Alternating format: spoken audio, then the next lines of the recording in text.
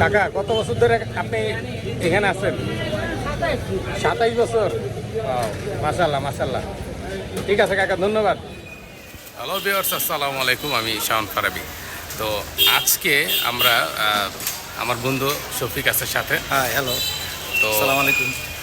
আজকে আমরা ফ্রেন্ডরা মিলে প্ল্যান করছি যে আমরা অনেক দিন পর আজকে মানে রাব্বানি চা খেতে যাব। তো আজকে রাব্বানি চা খাবো।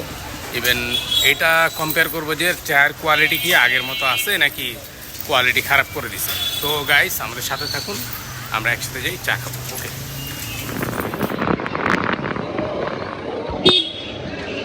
তো গাইস যেই কথা সেই কাজ, আমরা এখন রাব্বানি চায়ের উদ্দেশ্যে রওনা দিয়েছি। তো আমরা আসলে রাব্বানি আমাদের এলাকা অলরেডি ফেমাস। রাব্বানির চা, রাব্বানির সব কিছুই অনেক ভালো, টেস্টি, ওদের খাবার মানও ভালো। তবে রাব্বানি চায়ের জন্য অনেক বিখ্যাত আমাদের এখানে মিরপুরে ওদের বেশ কয়েকটা ব্রাঞ্চ আছে। তো আমরা যাচ্ছি যে চা, আমি অনেকদিন ধরে রাব্বানি চাটা খাই না। এর মধ্যে আমাদের এখানে এলাকায় জসিমের চা যেটা আছে, আমি একটা কম্পারিজনের ভিডিও করছিলাম। তো আমার কাছে কিছু কিছু ক্ষেত্রে মনে হয় রাব্বানির চেয়ে জসিমের চাটা প্রাইস অনুযায়ী আমার মনে হয় ভালোই, খারাপ না। তো এই কারণে রাব্বানির চায় অনেকদিন যাওয়া হয় না। তো আজকে আমি রাব্বানির চা খেতে অনেকদিন পর আবার যাচ্ছি। আমি, আমার ফ্রেন্ড শফিক, আরও একটা ভাই ব্রাদার আমাদের সাথে কয়েকজন যোগ হতে পারে, নাও হতে পারে। তো চলেন আজকে আমরা যাই, যে আমরা ওখানে লোকেশনে যেয়ে আমরা দেখবো যে ওদের গুণগত মান এবং স্বাদ ওরা ধরে রাখতে পারছে কিনা। তো গাইজ আমরা অলমোস্ট চলে আসছি রাব্বানি। এটা হচ্ছে ঝুটপট্টি 10 নম্বর ঝুটপট্টি আর কি, ঝুটপট্টি রাব্বানি যে ব্রাঞ্চটা আছে এখানে আসছি। কারণ এখানে একটু দাঁড়াটা তো চাকা ইয়ে আছে, বাট 11 নম্বরে মেন রোডের পাশেটাতে মানে একটু ভিড় বেশি থাকে, এই জন্য এটা আসছে।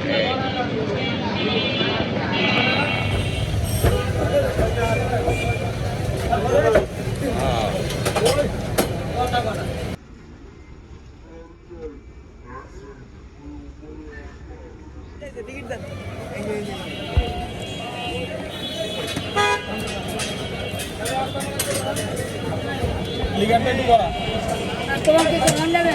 হ্যাঁ, এটা দাও। এটা খাবার। উঠে যাবো। উপরে গ্লাসে দাও। লয়ে আমু না। চাইবে দেবো। ওরে লয়ে আমু। কাম না করো। গেলা ফেলে চিল্লাই আমি আলা। তো কাম ভুলো না। দেও তো বিশ দিল তো। দাও না মানতে পারবো না। হ্যাঁ? কাম ভুলো না। কাবে না।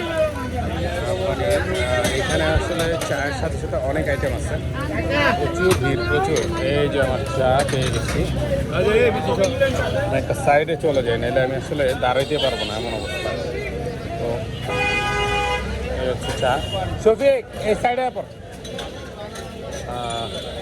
এই হচ্ছে চায়ের কালার, চায়ের কালারটাই অস্থির। তো গাইস আমি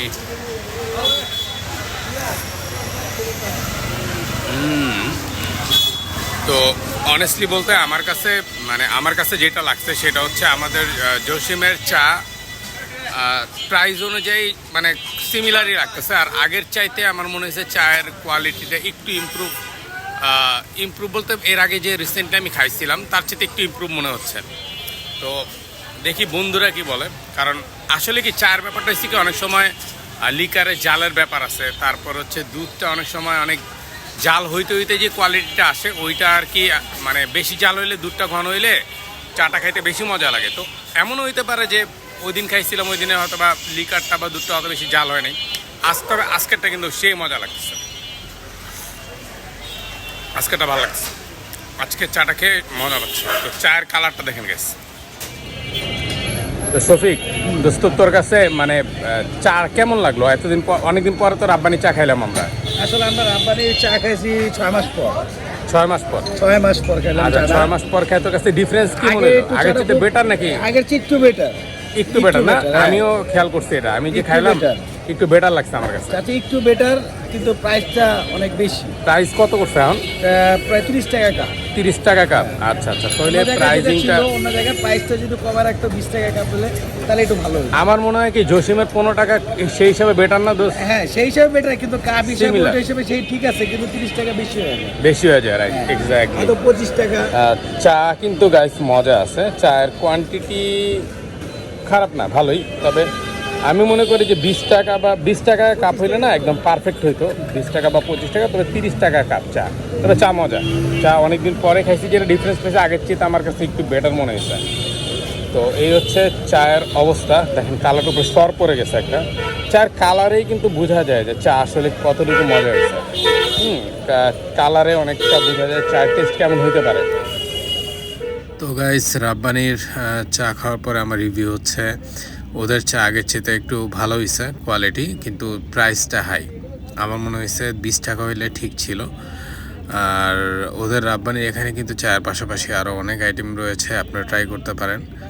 তো গাইস, আপনাদের যদি আমার ভিডিও ভালো লেগে থাকে আমাকে সাপোর্ট করবেন, লাইক শেয়ার কমেন্ট করে পাশে থাকবেন। ধন্যবাদ, সুস্থ থাকুন এবং ভালো ভালো খাবার খান।